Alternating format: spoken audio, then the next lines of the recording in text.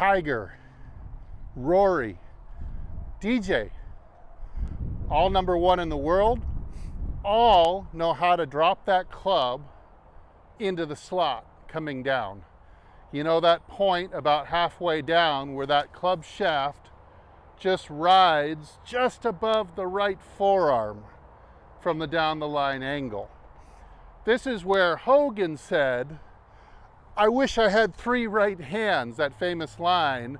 In other words, once you're here, you really feel like you can pour it on, hit as hard as you want, and not ever worry about direction at that point. But how do we get into the slot? Easier said than done, right?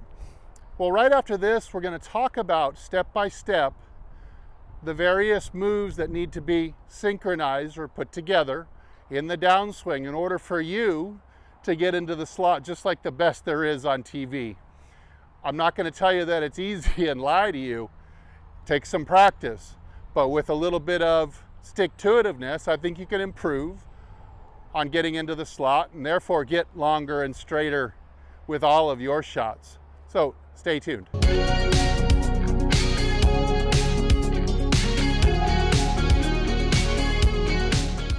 Hey, this is Steve with HitItLonger.com. As you know, I'm on a journey to hit it longer and straighter down the fairway, longer and straighter all the way through to the green, because hitting it in the fairway and putting for birdie a lot is a really fun way to do things. So if you agree with me, then please join us. Hit the subscribe button for future updates.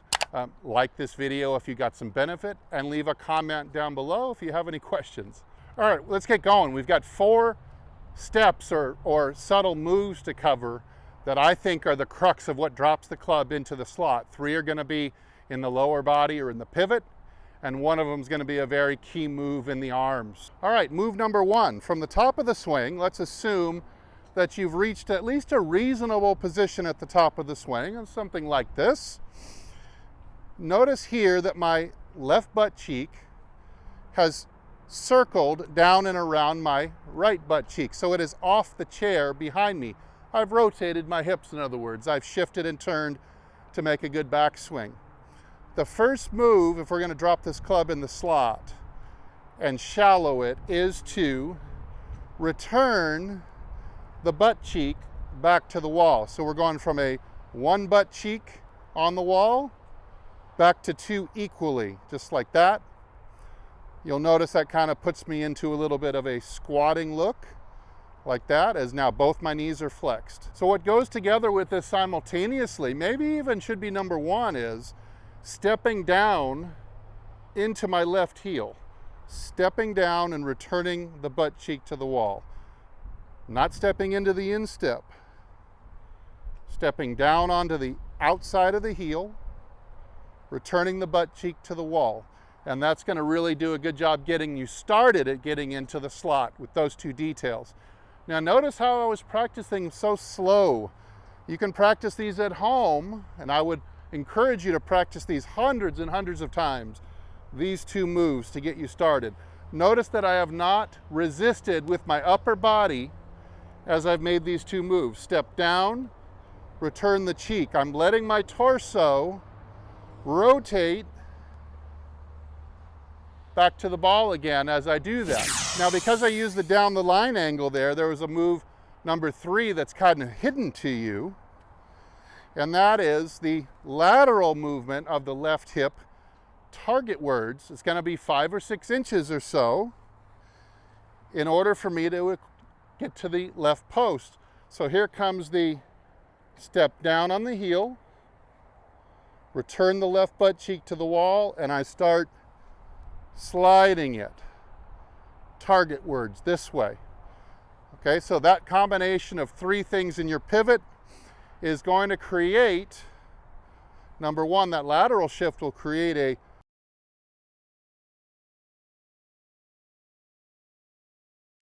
side bend or a secondary tilt in the spine that drops the right side lower than the left and really does a good job at dropping that club shallow towards the slot.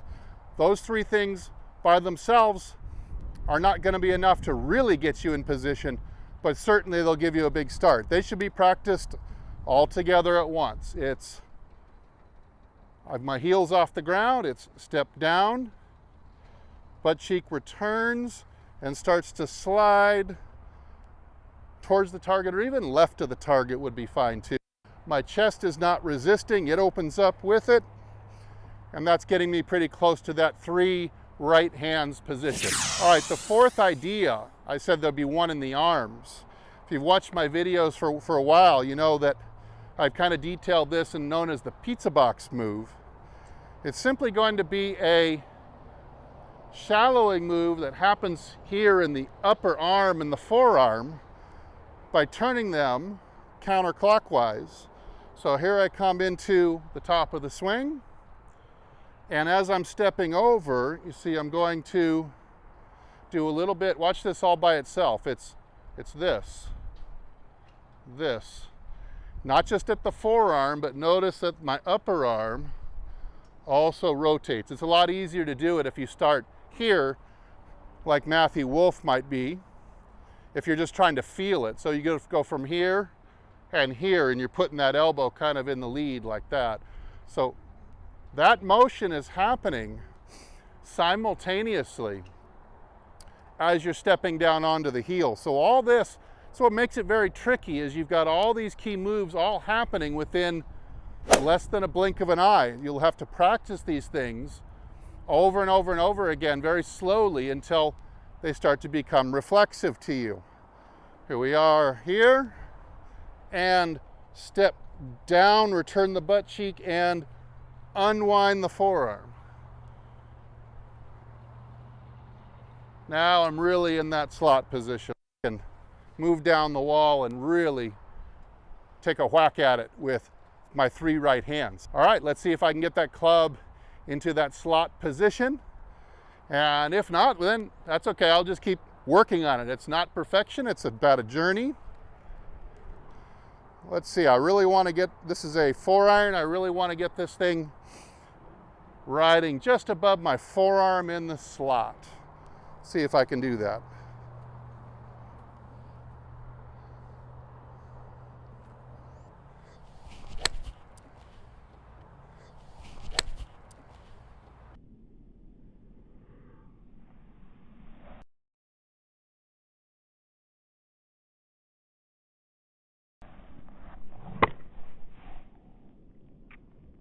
All right, looking back at that one in slow motion, I did a pretty good job there of shallowing out the shaft and dropping it into the slot just above the forearm, halfway down.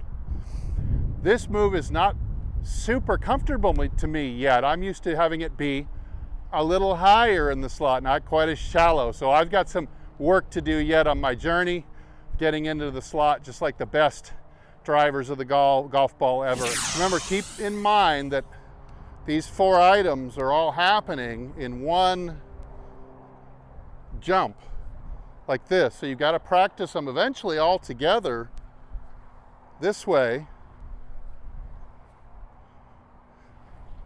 Slowly at first with no ball. Then you would of course add a ball, but go slowly, and then start to work the speed faster and faster.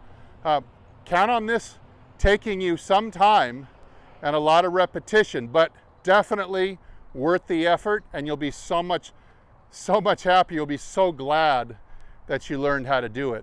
All right, hey, thanks for watching. I'm Steve, coming to you from Moorpark, California, and as always, I'll either see you in the next video or I'll see you longer and straighter down the fairway. Take good care.